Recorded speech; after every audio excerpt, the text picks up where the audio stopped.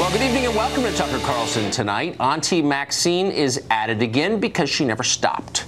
Congresswoman Maxine Waters of California was honored recently at the Glamour's Women of the Year Awards show. You didn't get an invite. And at that event, she decided to whip the crowd into a demagogic frenzy. Here's a selection.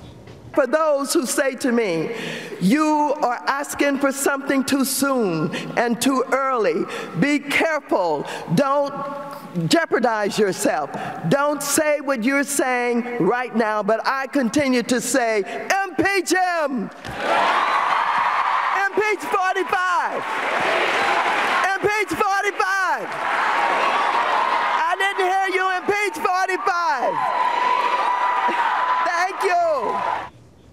Oh, the ruling class loves it. Not surprised, though. Statements like this fit into a long pattern for Maxine Waters, from cheering on race riots in Los Angeles 25 years ago to praising the Fidel Castro regime in Cuba. We've got some recent highlights from Maxine Waters. Here are a few. Certainly the inauguration is a way of welcoming in someone to the presidency and honoring them and respecting them. I don't honor him, I don't respect him, and I don't want to be involved with it. I'm questioning the patriotism of all of those Republicans who are allowing this president to side with Putin. I think that Jeff Sessions is very dangerous. I think he's a racist. This is a bunch of scumbags. That's what they are.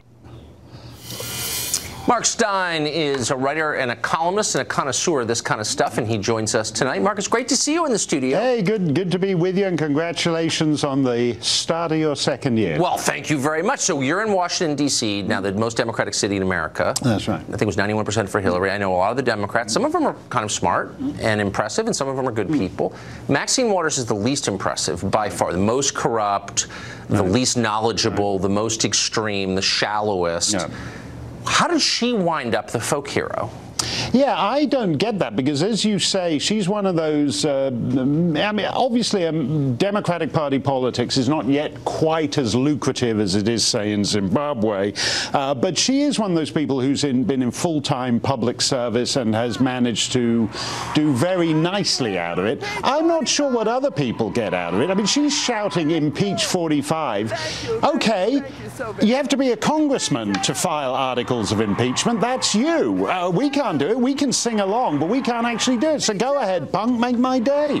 So what scares me, though, is if Republicans on the Hill continue to not deliver anything, right, I think it's possible they lose. In fact, it may be likely that they lose control of the House, at which point they've said they're going to impeach the president. They probably will. So then you have Democrats in control.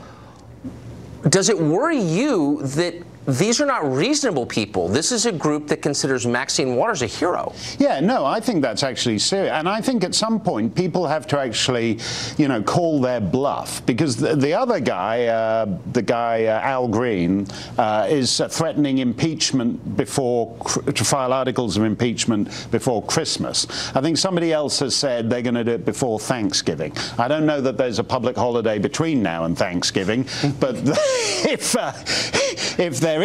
there's St. Ethelred the Incontinence holiday coming up between now and then, someone will fight. Go ahead. Well, they actually did it today, I believe. Really? That's exactly right. Put forward articles of impeachment. I mean, it's toothless, but I just wonder how many people in the resistance have thought through what does it mean if these people take control? Even if you don't like Trump, you really want to put Maxine Waters in control of something? Well, no, exactly. And the point here is that, you know, you can only push things to extremes so far before it's a 50-50 nation, give or take. And a tiny number of people in a handful of states decide national elections and who controls the White House and who controls the legislature.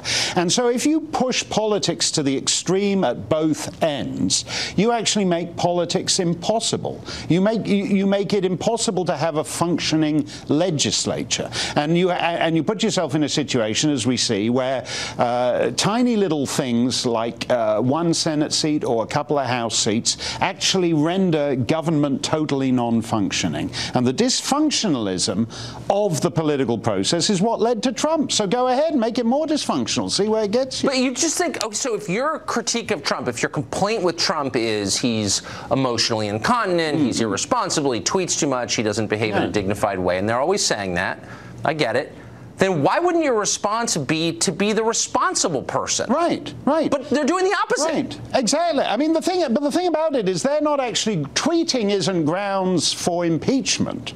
There's no tweeting amendment to the United States Constitution saying that tweeting, you'd have to pass a tweeting amendment. She'd have to get 2/3 of the state to sign on to the tweeting amendment. And there might be grounds for a tweeting amendment. It might be a great cause to say that if you run for national office, you have to give up your Twitter feed. It might be something Maxine could get on board with. But as things stand, the fact that she's good at chance doesn't lead to the end of the Trump presidency. Do you find it odd that the leadership of the Democratic Party, the party of the young,